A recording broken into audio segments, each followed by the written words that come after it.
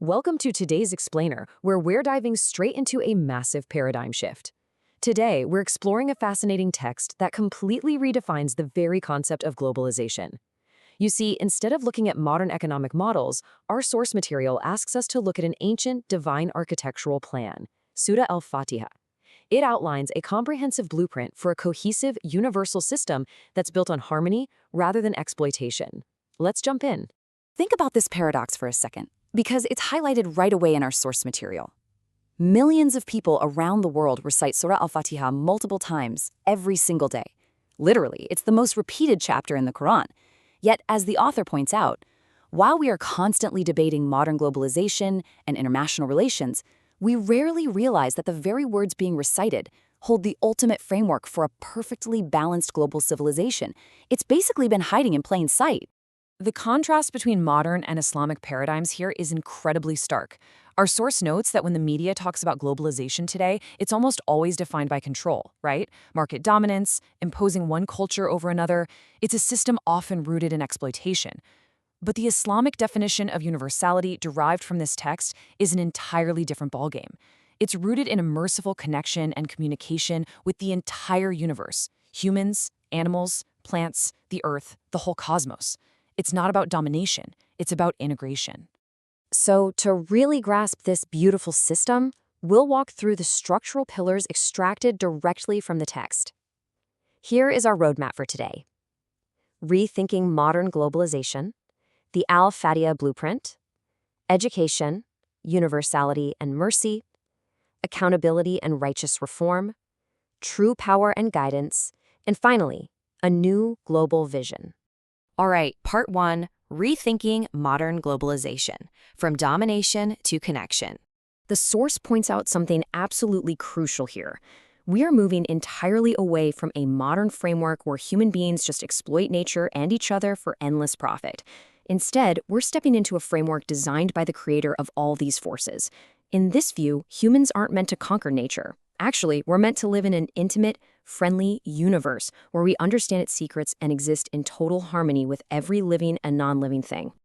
Moving right along to Section 2, the Al-Fatihah Blueprint, the Master Architectural Plan. Our starting point is the Bismillah, the phrase that kicks off Surah Al-Fatihah. The author reveals that Al-Fatihah, which is often called the mother of the book, is so much more than just a personal, spiritual prayer. When you analyze it closely, it actually serves as a comprehensive structural map for a global civilizational system. It literally provides the exact sequence of principles needed to build a society that genuinely works for everyone. Look how perfectly this maps out. Every single verse translates into a structural pillar of this civilizational system.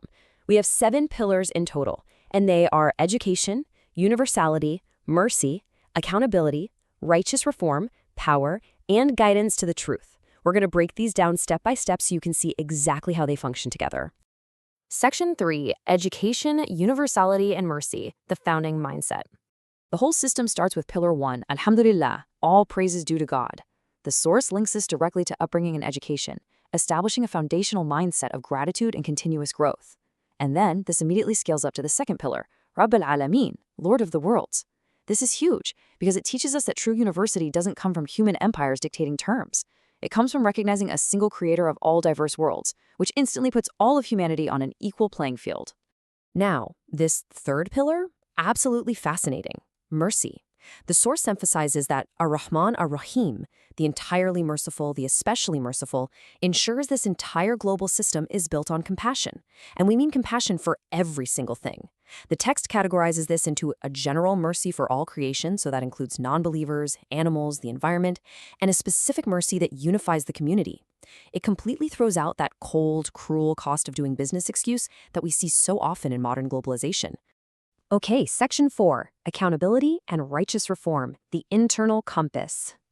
That brings us to Pillar 4, Malihi Yawm Adin, or Master of the Day of Judgment. The author points out that this implants a profound sense of internal accountability.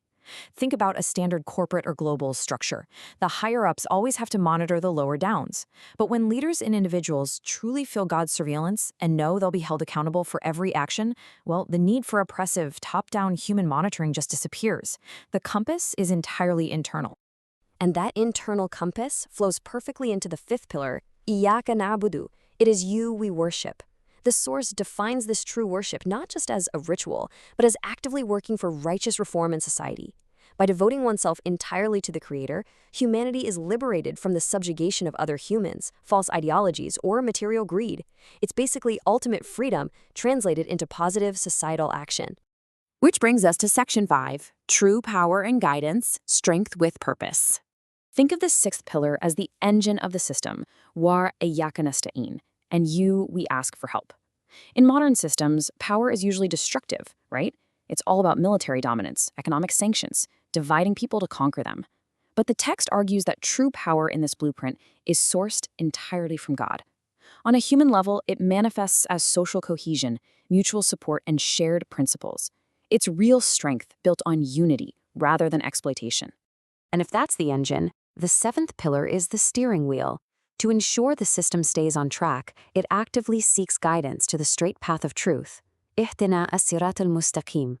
But just as importantly, it explicitly warns against the behaviors and injustices that have caused past empires to fail. غير المغضوب عليهم ولا الضالين. It's a brilliant built-in mechanism to constantly course-correct away from corruption, arrogance, and ignorance. Let's bring it all home in Section 6, A New Global Vision, Building a Merciful World. The author makes a highly compelling argument here. Humanity is fundamentally exhausted by modern exploitation, perpetual conflict, and systems built entirely on greed. Because of this exhaustion, the source posits that the world desperately needs this exact blueprint.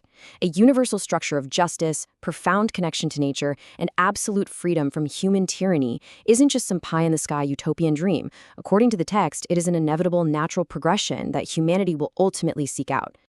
So, we've unpacked how a text repeated daily by millions is actually a highly sophisticated framework for universal harmony. I want to leave you with this final, provocative thought. The next time you hear or read these verses, will you just hear a simple prayer, or will you see the master blueprint for a better, more merciful world? Thank you for joining me on this explainer, and I really encourage you to reflect on how these incredible pillars of mercy, accountability, and true power can reshape your own worldview.